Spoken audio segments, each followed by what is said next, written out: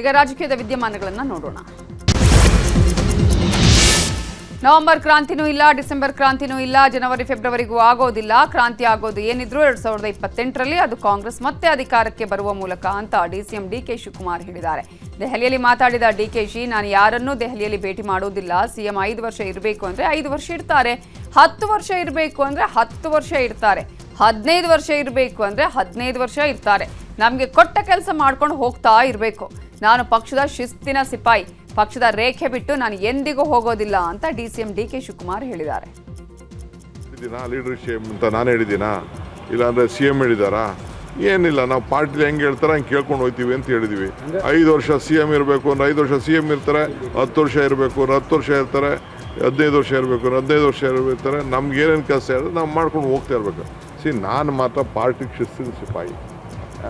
ನಾನು party line ಬಿಟ್ಟು ಯಾವತ್ತೂ ನಾನು ಹೋಗುದಿಲ್ಲ. ಯಾವ ನವೆಂಬರು ಆಗಲ್ಲ, ಡಿಸೆಂಬರು ಆಗಲ್ಲ, ಜನವರಿ ಆಗಲ್ಲ, ಫೆಬ್ರವರಿ ಆಗಲ್ಲ, ಕ್ರಾಂತಿ ಆಗ್ತದೆ.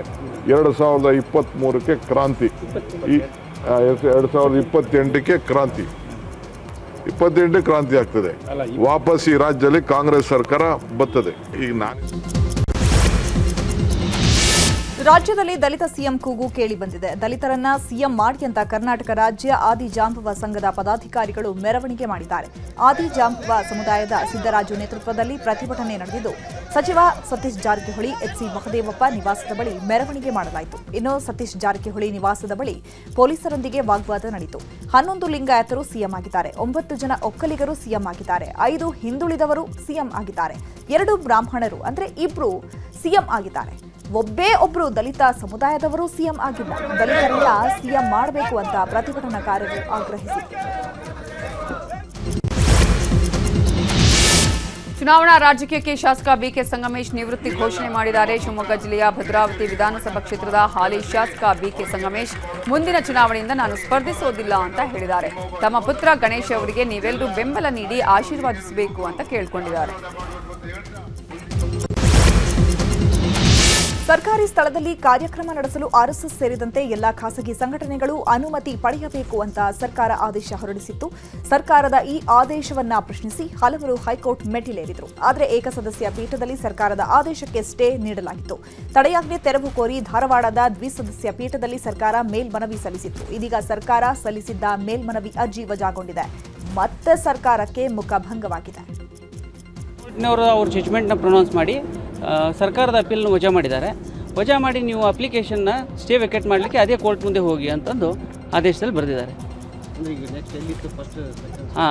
ಯಾಕೆ ಸಾಹೇಬರು ಈ ಮಧ್ಯಂತರ ಆದೇಶ ನೀಡಿದ್ದಾರೆ, ಅವ್ರ ಮುಂದೆನೇ ಅರ್ಜಿ ಹಾಕೋದು ಸೂಕ್ತ ಅಂತಂದು ಕೋರ್ಟ್ನವ್ರು ಹೇಳಿದ್ದಾರೆ. ಹೌದು, ಬೇಕು ಅಂದರೆ ಹಾಕೋಬೋದು. ಅವರು ನೀವು statement of objection hockey case merit ಮೇಲೆ ಆರ್ಗ್ಯುಮೆಂಟ್ ಮಾಡಲಿಕ್ಕೂ ನಿಮ್ಗೆ ಅವಕಾಶ ಇದೆ ಅಂತ ಬರೆದಿದ್ದಾರೆ. ಸರ್ಕಾರದವರು ಸುಪ್ರೀಂ ಸರ್ಕಾರದ ಮೇಲ್ಮನವಿ ಅರ್ಜಿ ವಜಾಗೊಂಡಿರುವ ಕುರಿತು ಸಚಿವ ಪ್ರಿಯಾಂಕ್ ಖರ್ಗೆ ರಿಯಾಕ್ಷನ್ ಕೊಟ್ಟಿದ್ದಾರೆ. ಸಿಂಗಲ್ ಬೆಂಚ್ ನ್ಯಾಯಾಧೀಶರ ಮುಂದೆ ಅಪೀಲ್ ಹೋಗಿ ಅಂತ ಹೇಳಿದ್ದಾರೆ. ಅಲ್ಲಿ ವಾದ ಮಂಡಿಸ್ತೇವೆ, ಮುಂಚೆ ಹೇಗಿತ್ತು ಹಾಗೇ ಹೋಗಿ ಚೆಕ್ ಮಾಡ್ಕೊಂಡು ಬನ್ನಿ ಅಂತ ಹೇಳಿದ್ದಾರೆ. ಹೋಗ್ತೀವಿ ಅಂತ ಹೇಳಿದರು. ಆರ್ಎಸ್ಎಸ್ ಪಥಸಂಚಲನದ ವಿಚಾರವಾಗಿ ಮಾತಾಡಿರೋ ಯತ್ನಾಳ್, ಆರ್ಎಸ್ಎಸ್ ದೇಶ ವಿಭಜಕ ಸಂಘಟನೆ ಅಲ್ಲ, ಪಿಎಫ್ಐ ಸೇರಿದಂತೆ ದೇಶದ್ರೋಹಿ ಸಂಘಟನೆ ನಿಷೇಧ ಮಾಡಿ ಪ್ರಿಯಾಂಕ್ ಖರ್ಗೆ ಮೇಲೆ ಸಮುದಾಯಗಳಲ್ಲಿ ಗೌರವ ಕಡಿಮೆಯಾಗಿದೆ, ಜಾಗೃತಿಯಾಗಿ ಇದ್ದರೆ ನಿಮಗೆ ಭವಿಷ್ಯ ಇದೆ ಅಂತ ಕಿಡಿಕಾರಿದ್ದಾರೆ. ಆರ್ಎಸ್ಎಸ್ ವಿಚಾರವಾಗಿ ಮಾತಾಡಿರೋ ಸಚಿವ ಪ್ರಿಯಾಂಕ್ ಖರ್ಗೆ, ಆರ್ಎಸ್ಎಸ್ ಅವರಿಗೆ ಅವರದ್ದೇ ಆದ ಇತಿಹಾಸ ಗೊತ್ತಿಲ್ಲ. ಎಲ್ಲಾ ಬಿಜೆಪಿಗರು ಮ್ಯಾಗ್ಝಿನ್ ಏನಿದೆ ಅದರ ಲೇಖನ ಓದಬೇಕು. ನೀವೆಲ್ಲ ಎಷ್ಟು ದೇಶದ್ರೋಹಿಗಳು ಅಂತ ಆಗ ಗೊತ್ತಾಗತ್ತೆ, ಕೇವಲ ವಾಟ್ಸ್ಆಪ್ನಲ್ಲಿ ಬರೋದನ್ನ ನೋಡೋದಲ್ಲ ಅಂತ ಕಿಡಿಕಾರಿದ್ದಾರೆ.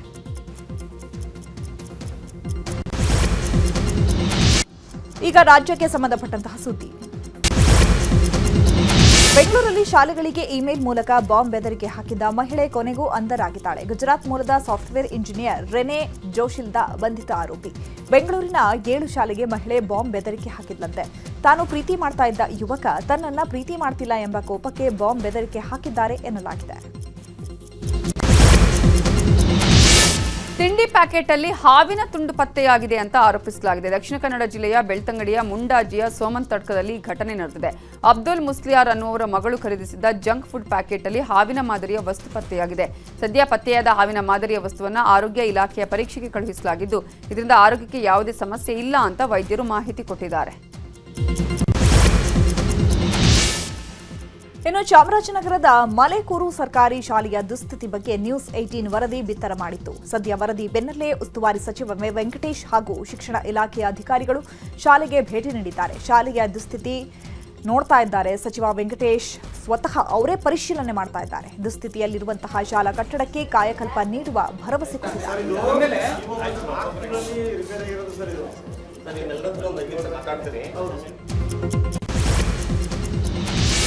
ಸ್ಯಾಂಡಲ್ವುಡ್ನ ಪೋಷಕ ನಟ ಹಾಗೂ ಕಳನಟ ಹರೀಶ್ ರಾಯ್ ವಿಧಿವಶರಾಗಿದ್ದಾರೆ. ಕ್ಯಾನ್ಸರ್ನಿಂದ ಬಳಲ್ತಾ ಇದ್ದವರು ಕಿದ್ವಾಯಿ ಆಸ್ಪತ್ರೆಯಲ್ಲಿ ಚಿಕಿತ್ಸೆ ಪಡಿತಾ ಇದ್ರು.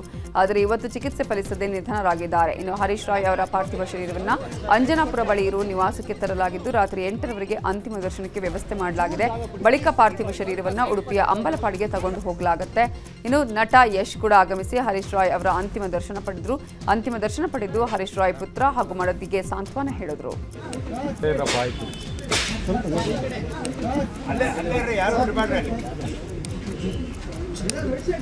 ಸ್ಯಾಂಡಲ್ವುಡ್ನ ಪೋಷಕ ನಟ ಹರೀಶ್ ರಾಯ್ ನಿಧನರಾಗಿರುವ ಹಿನ್ನೆಲೆಯಲ್ಲಿ ಕಷ್ಟದಲ್ಲಿರುವ ಹರೀಶ್ ರಾಯ್ ಕುಟುಂಬದ ಜೊತೆ ನಟ ಧ್ರುವ ಸರ್ಜಾ ನಿಂತಿದ್ದಾರೆ. ಹರೀಶ್ ರಾಯ್ ಅಂತ್ಯ ಸಂಸ್ಕಾರದ ಎಲ್ಲಾ ಖರ್ಚು ವೆಚ್ಚಗಳನ್ನು ಭರಿಸುವ ಸಂಪೂರ್ಣ ಜವಾಬ್ದಾರಿಯನ್ನು ಧ್ರುವ ಸರ್ಜಾ ವಹಿಸಿಕೊಂಡಿದ್ದಾರೆ.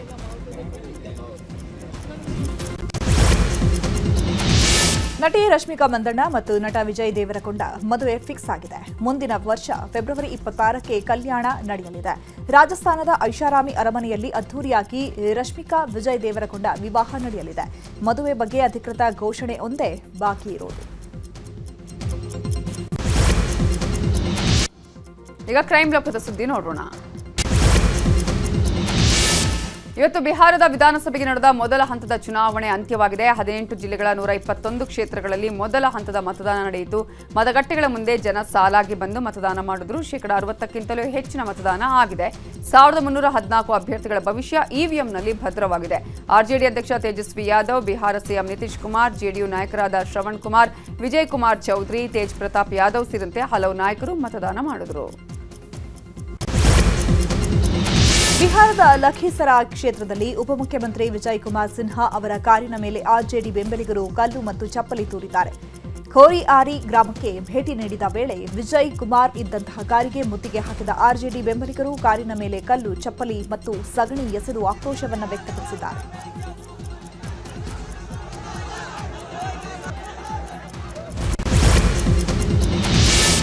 ಬಿಹಾರದಲ್ಲಿ ಮೊದಲ ಹಂತದ ವಿಧಾನಸಭಾ ಚುನಾವಣೆ ಭರದಿಂದ ಸಾಗ್ತಾ ಇದ್ರೆ ಇನ್ನೊಂದು ಕಡೆ ಎರಡನೇ ಹಂತದ ನಡೆಯಲಿರುವ ಚುನಾವಣಾ ಕ್ಷೇತ್ರಗಳಲ್ಲಿ ಪ್ರಚಾರವೂ ಅಷ್ಟೇ ಜೋರಾಗಿ ಸಾಗಿದೆ.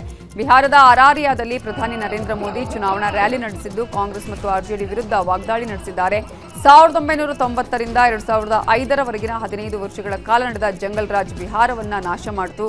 ಆ ಕಾಲದ ಅಭಿವೃದ್ಧಿ ಶೂನ್ಯ. ಆಗ ಸರ್ಕಾರದ ಹೆಸರೇ ನಿಮ್ಮನ್ನ ಲೂಟಿ ಮಾಡಿದ್ರು ಅಂತ ಪ್ರಧಾನಿ ವಾಗ್ದಾಳಿ ಮಾಡಿದ್ರು. ಹರಿಯಾಣ ವಿಧಾನಸಭಾ ಚುನಾವಣೆಯಲ್ಲಿ ನಡೆದಿದೆ ಎನ್ನಲಾದ ವೋಟ್ ಚೋರಿ ಕುರಿತು ಕಾಂಗ್ರೆಸ್ ನಾಯಕ ರಾಹುಲ್ ಗಾಂಧಿ ನಿನ್ನೆ ಗಂಭೀರ ಆರೋಪ ಮಾಡಿದರು. ಚುನಾವಣೆಯಲ್ಲಿ ಬ್ರೆಜಿಲ್ ಮಾಡೆಲ್ ಲಾರಿಸ್ಸಾ ಅವರ ಫೋಟೋವನ್ನು 22 ಬಾರಿ ಅಕ್ರಮವಾಗಿ ಬಳಸಲಾಗಿದೆ ಅಂತ ಹೇಳಿದರು. ಈ ಬೆನ್ನಲ್ಲೇ ರಾಹುಲ್ ಆರೋಪಕ್ಕೆ ಬ್ರೆಜಿಲ್ ಮಾಡೆಲ್ ಲಾರಿಸ್ಸಾ ಪ್ರತಿಕ್ರಿಯಿಸಿದ್ದಾರೆ. ತಮ್ಮ ಫೋಟೋವನ್ನು ಸ್ಟಾಕ್ ಇಮೇಜ್ ಪ್ಲಾಟ್ಫಾರ್ಮ್ನಿಂದ ಖರೀದಿಸಲಾಗಿದೆ. ಇದಕ್ಕೂ ತನಗೂ ಯಾವುದೇ ಸಂಬಂಧ ಇಲ್ಲ ಅಂತ ಸ್ಪಷ್ಟಪಡಿಸಿದ್ದಾರೆ.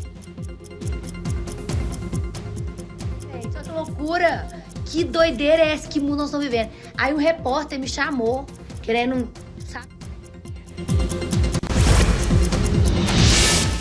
ಮಹಿಳಾ ಏಕದಿನ ವಿಶ್ವಕಪ್ ಗೆದ್ದ ಟೀಂ ಇಂಡಿಯಾ ಆಟಗಾರ್ತಿಯರನ್ನ ಪ್ರಧಾನಿ ಮೋದಿ ಭೇಟಿಯ ಮಾಡಿದ್ರು. ಶಹಬಾಜ್ ಗಿರಿ ಹೇಳಿದ್ದಾರೆ, ದೇಹವನ್ನ ಇನ್ನಷ್ಟು ಫಿಟ್ ಆಗಿ ಇಟ್ಕೊಳ್ಳಿ ಅಂತ ಆಟಗಾರ್ತಿಯರಿಗೆ ಸಲಹೆ ಕೊಟ್ಟಿದ್ದಾರೆ. ಒಂದಿಷ್ಟು ಹೊತ್ತು ಮನಬಿಚ್ಚಿ ಮಾತನಾಡಿದ್ದು ವಿಶ್ವಕಪ್ ಗೆದ್ದ ಬಗ್ಗೆ ಸಾಕಷ್ಟು ಚರ್ಚೆಯನ್ನ ನಡೆಸಿದ್ದಾರೆ. ಮೋದಿ ಭೇಟಿ ಬಳಿಕ ಬಿಸಿಸಿಐ ಪ್ರಧಾನಿಯವರಿಗೆ ಕೃತಜ್ಞತೆಯನ್ನ ಸಲ್ಲಿಸಿದೆ. इंस्टाग्राम अकाउंट पर भी जय श्री राम लिखती हो? जी, उस पे भी लिखा हुआ है। हाँ जी। अमन, आपने ये जो जीतने के बाद बॉल जेब में रखा, ये था कि अब ये मेरे पास है, ये तो ये मेरे पास ही नहीं। ಮಹಿಳಾ ಏಕದಿನ ವಿಶ್ವಕಪ್ ವಿಜೇತ ಟೀಂ ಇಂಡಿಯಾ ಆಟಗಾರರನ್ನ ರಾಷ್ಟ್ರಪತಿ ದ್ರೌಪದಿ ಮುರ್ಮು ಅವರು ಭೇಟಿಯಾಗಿದ್ದಾರೆ. ನವದೆಹಲಿಯ ರಾಷ್ಟ್ರಪತಿ ಭವನದಲ್ಲಿ ಹರ್ಮನ್ಪ್ರೀತ್ ಕೌರ್ ತಂಡವನ್ನ ರಾಷ್ಟ್ರಪತಿ ಮುರ್ಮು ಅಭಿನಂದಿಸಿದರು. ಅಲ್ಲದೆ ವಿಶ್ವಕಪ್ ತಂಡದಲ್ಲಿದ್ದ ಎಲ್ಲಾ ಆಟಗಾರರ ಸಹಿಯುಳ್ಳ ಜೆರ್ಸಿಯನ್ನ ಹರ್ಮನ್ಪ್ರೀತ್ ಕೌರ್ ರಾಷ್ಟ್ರಪತಿಗಳಿಗೆ ಗಿಫ್ಟ್ ಕೊಟ್ಟರು.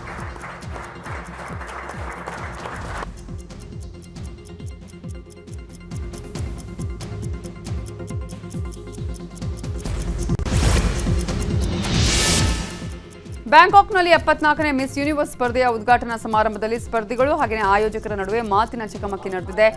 ಎಂಯುಟಿ ನಿರ್ದೇಶಕ ನವಾದ್ ಪ್ರಚಾರ ಕಾರ್ಯಕ್ರಮದಲ್ಲಿ ಭಾಗವಹಿಸದ ಸ್ಪರ್ಧಿಗಳನ್ನು ಟೀಕಿಸಿ ಮೆಕ್ಸಿಕೋ ಪ್ರತಿನಿಧಿ ಫಾತಿಮಾ ಅವರನ್ನ ಮೂರ್ಖ ಅಂತ ಹೇಳಿ ಅವಮಾನಿಸಿದ್ದಾರೆ. ಇದರಿಂದ ಕೆರಳಿದ ಸ್ಪರ್ಧಿಗಳು ಹಾಗೆಯೇ ಹಾಲಿ ಮಿಸ್ ಯೂನಿವರ್ಸ್ ಸಮಾರಂಭದಿಂದ ಹೊರ ನಡೆದಿದ್ದಾರೆ.